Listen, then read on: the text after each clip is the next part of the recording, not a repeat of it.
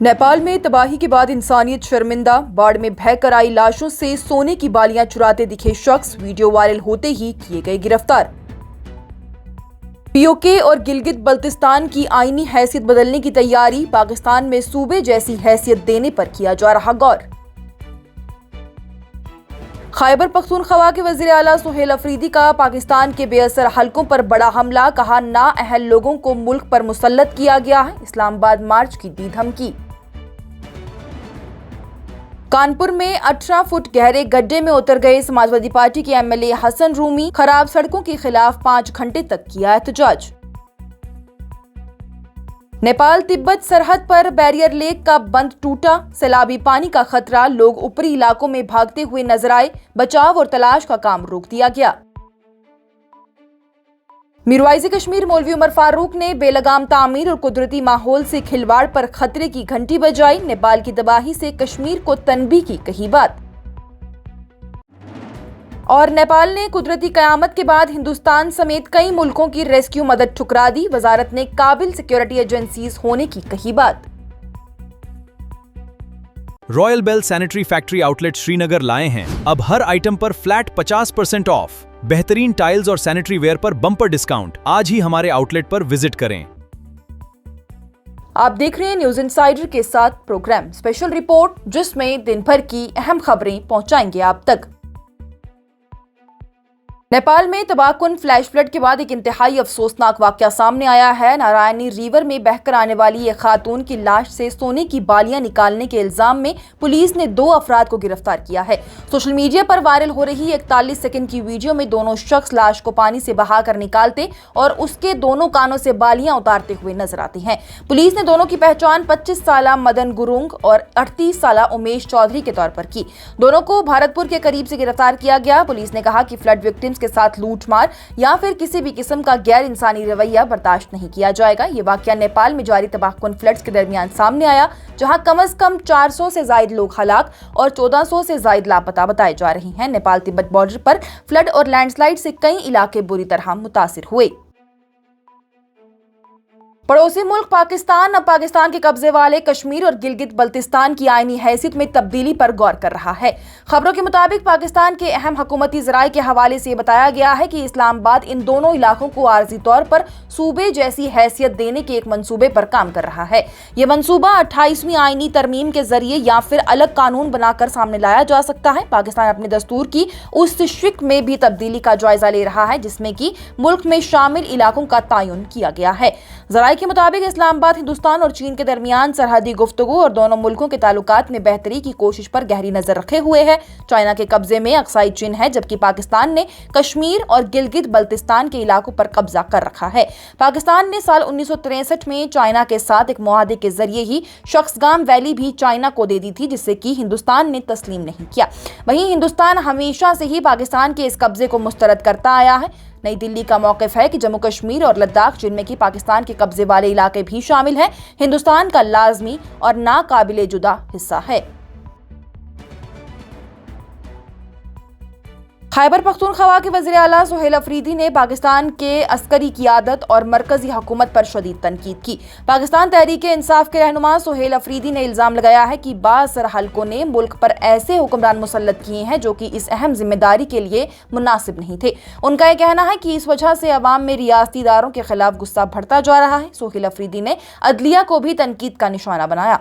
उन्होंने कहा कि सुप्रीम कोर्ट के 3 जजेस ने इमरान खान को शिफा इंटरनेशनल अस्पताल मुंतकिल करने का फैसला दिया था, लेकिन उनके मुताबिक हुकूमत ने इस फैसले पर अमल नहीं किया। अफरीदी ने जजेस से कहा है कि अगर वो अपने फैसलों पर अमल नहीं करवा सकते तो फिर अदालतों को ताला लगा दें और कौम का पैसा जाया ना करें। खैबर पख्तूनख्वा की पुलिस के हवाले से भी सुहेल अफरीदी ने कहा है कि पुलिस एहलकारों में बेचैनी बढ़ रही है। वो सवाल कर रही हैं कि वो किस वजह से जान दे रहे हैं और किसकी पॉलिसीज की वजह से उनकी जान जा रही है। उन्होंने मरकजी हुकूमत की सूरत हाल पर भी तनकीद करते हुए कहा कि खैबर पख्तूनख्वा में जारी पॉलिसीज का कोई फायदा नजर नहीं आता और वो पाकिस्तान को तबाह होते देख रही हैं। सुहेल अफरीदी ने इस्लामाबाद की तरफ से बड़े पैमाने पर मार्च का ऐलान किया। उन्होंने कहा कि पीटीआई के हिमायती इन बड़ी तादाद में इस्लामाबाद आएंगे जिनका तसव्वुर भी नहीं किया जा सकता। उनका यह कहना है कि वो पूरी तैयारी के साथ आएंगे और हुकूमत को फायरिंग का मौका नहीं देंगे। समाजवादी पार्टी के रुकन असेंबली हसन रूमी ने कानपुर के जजमाऊ इलाके में शहर की खराब सड़कों के खिलाफ अनोखा एहतजाज किया। मानसून की लगातार बारिश के बाद वीआईपी रोड का एक हिस्सा धंस चुका है, जिससे कि सड़क पर तकरीबन 18 फुट गहरा गड्ढा बन चुका है। सड़क से बहने वाले बारिश के पानी सीधा इस गड्ढे में ही जा रहा है। वहीं जिसका मंजर देखकर ऐसा लग रहा था कि जैसे सड़क के बीच ही छोटा सा आबशार बन गया हो। हसन रूमी को जबकि सड़क की खराब सूरत हाल का पता चला तो वो जुमारात को ही मौके पर पहुंच गई और सीढ़ी के जरिए खुद 18 फुट गहरे गड्ढे में उतर गए।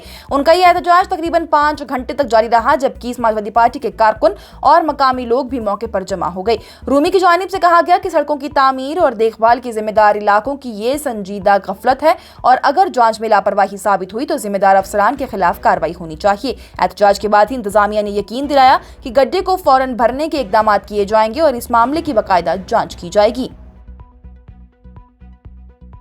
नेपाल तिब्बत सरहद पर मिट्टी और मलबे से बनने वाली एक बंद झील यानी बैरियर लेक में पानी की सतह बढ़ने के बाद ही खतरा मजीद बढ़ चुका है। झील का पानी अब बंद टूटने के बाद बाहर निकलना शुरू हो गया, जिससे कि नेपाल और चीन ने एहतियातन बचाव और तलाश का काम रोक दिया है।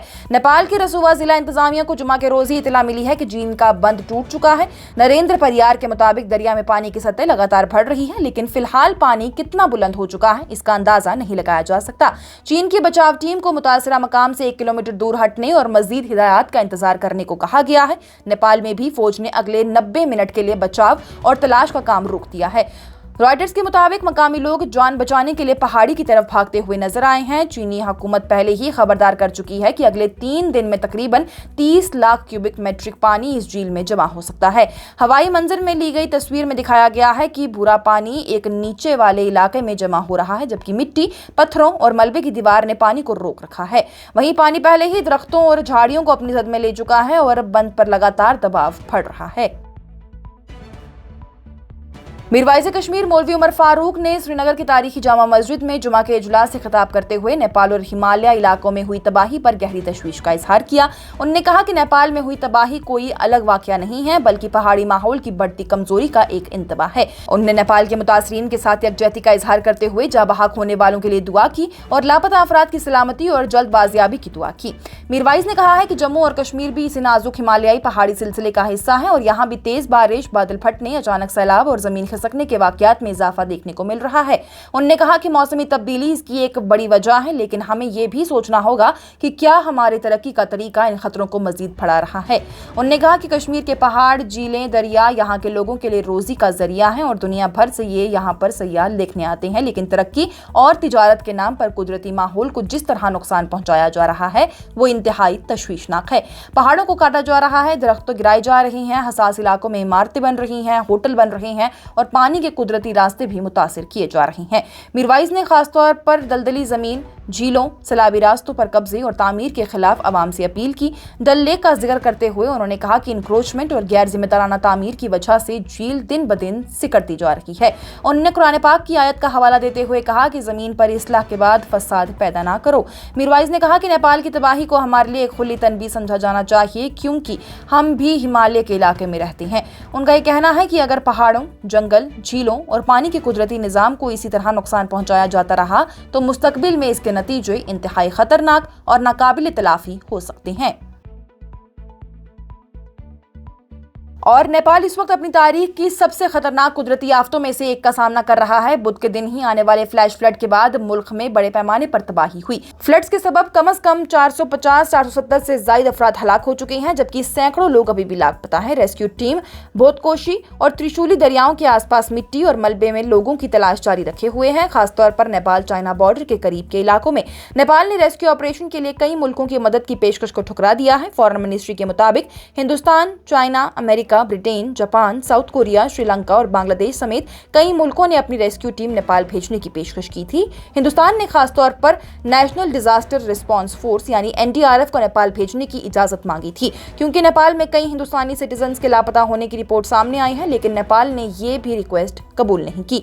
नेपाल की फॉरेन मिनिस्ट्री के ऑफिशियल के मुताबिक ही चाइना और दूसरे मुल्कों से भी इस तरह की रिक्वेस्ट सामने आई थी, लेकिन हुकूमत ने फैसला किया है कि सर्च और रेस्क्यू ऑपरेशन नेपाल की अपनी सिक्योरिटी एजेंसीज ही लीड करेंगी। मिनिस्ट्री ने कहा है कि उन्हें दूसरे मुल्कों से रेस्क्यू ऑपरेशन में मदद की जरूरत नहीं है। इस वक्त 4,348 नेपाल पुलिस पर्सनल सर्च और रेस्क्यू ऑपरेशन में तैनात है। इंतजामिया के मुताबिक रसूवा से 644, नोवाकोट से 898 और धाडिंग से 3 लोगों को रेस्क्यू किया जा चुका है।